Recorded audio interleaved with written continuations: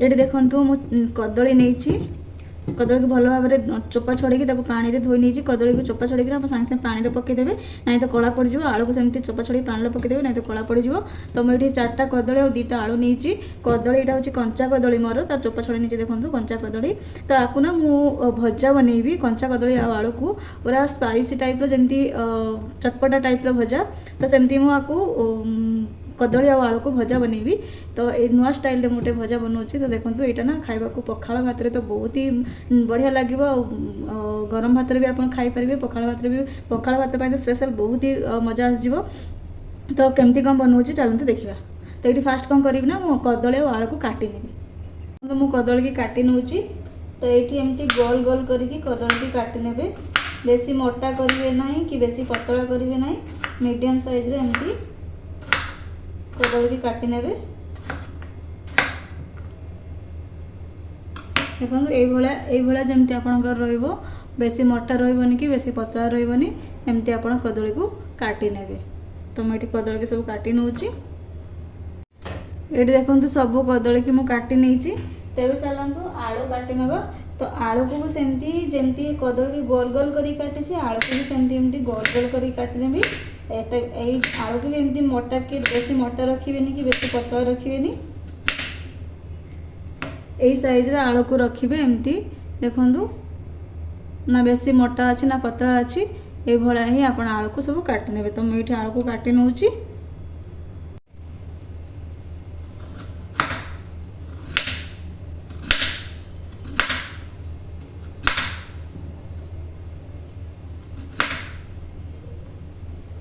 एवं मैं सब आलू आ कदली की काटी नेली तेरे कौन करी ना आपको पानी रे पकई नेबी नहीं तो ये आलू आ कदली कला पड़ जाए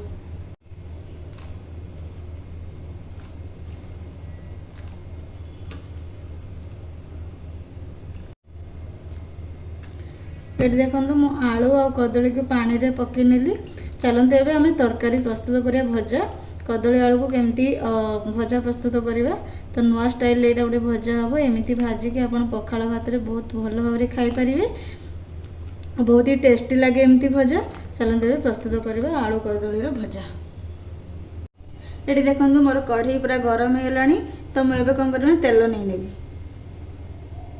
तो मुझे रिफाइन तेल यूज करी तो आपण मैंने जब रिफाइन तेल खाऊ सोरिष तेल भी यूज करेंगे बाकी सब तेल भी भल लगे सोरिष तेल रिफाइन तेल तो मैं तेल गरम होगा छाड़देवी गला तो मुझे हाफ चामच जीरा नहीं जीरा आमर हो गला तो मुझे कौन कर पियाज नहीं नेबी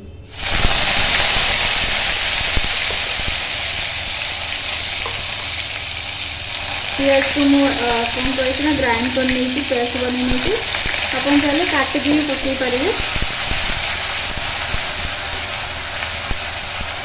पियाज काटिक भी आप यूज करें ये देखो मोर पियाज हो आसला पियाज भी कलर चेंज हो गला तो ये आम कौन करवा ना जो टमाटर रखी थी गोटे छोट टमाटर को पेस्ट बन की नहीं जाइए ग्राइंड करने गोटे छोट टमाटर को ग्राइंड करके पियाज सहित भल भाव में मिसई देवा ये मैं अदा रसुण आ सुखा लंका मिसई गोटे मसला बनी थी गोटे चामच में देती देखिए भल भाव में आम मसला को कषि नवा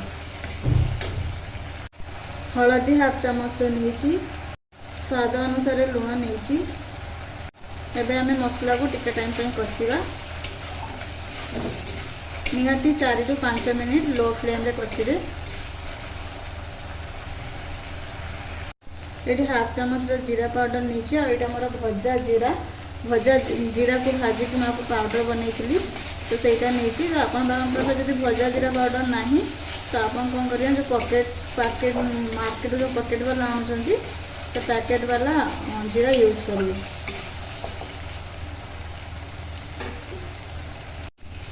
तब देखो मसला आम टे हो आसला तो यही टाइम रे हम कौन करवा ना आलू और कदली को पकई नवा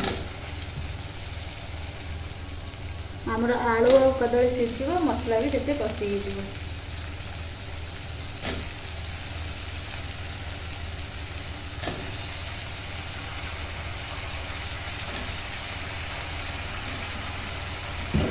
ଭଲ ଭାବରେ ମସଲା ସହିତ ଆଳୁ ଆଉ କଦଳୀକୁ ମିଶାଇ ନେବା।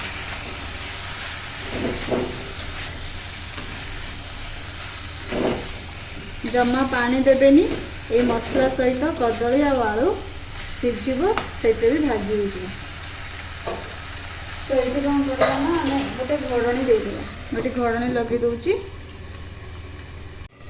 ଏବେ ଘୋଡ଼ଣା ଖୋଲିକି ଦେଖିବା।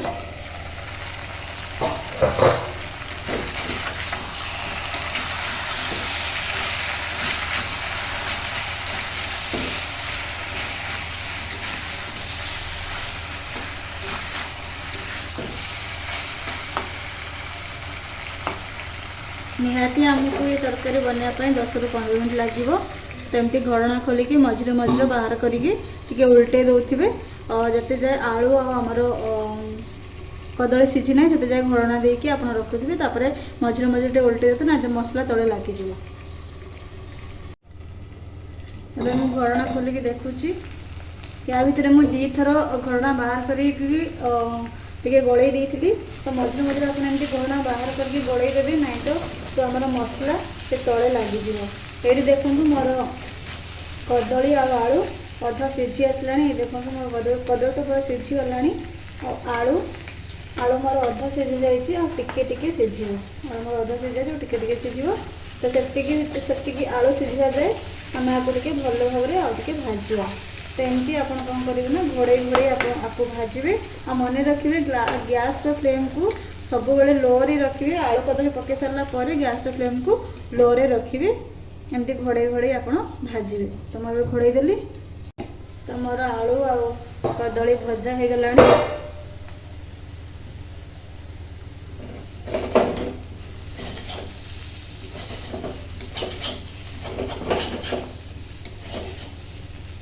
ଏଠି ଦେଖନ୍ତୁ ମୋର ଆଳୁ ବି ସିଝିଗଲାଣି, କଦଳୀ ଭଲ ଭାବରେ ସିଝିଗଲାଣି।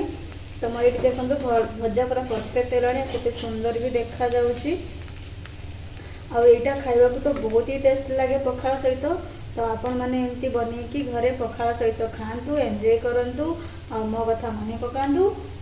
ଆଉ ମୋ ରେସିପି କେମିତି ହେଇଛି କ'ଣ ହେଇଛି ନିଶ୍ଚିତ କମେଣ୍ଟରେ ଜଣାନ୍ତୁ। ଆଉ ଲାଇକ୍ କରନ୍ତୁ। ମୋ ଚ୍ୟାନେଲକୁ ପ୍ଲିଜ୍ ସବସ୍କ୍ରାଇବ୍ କରିଦିଅନ୍ତୁ। ଘରେ ବନେଇକି ନିଶ୍ଚିତ ଖାଆନ୍ତୁ, ସମସ୍ତଙ୍କୁ ଖୁଆନ୍ତୁ। ରହୁଛି, ଧନ୍ୟବାଦ।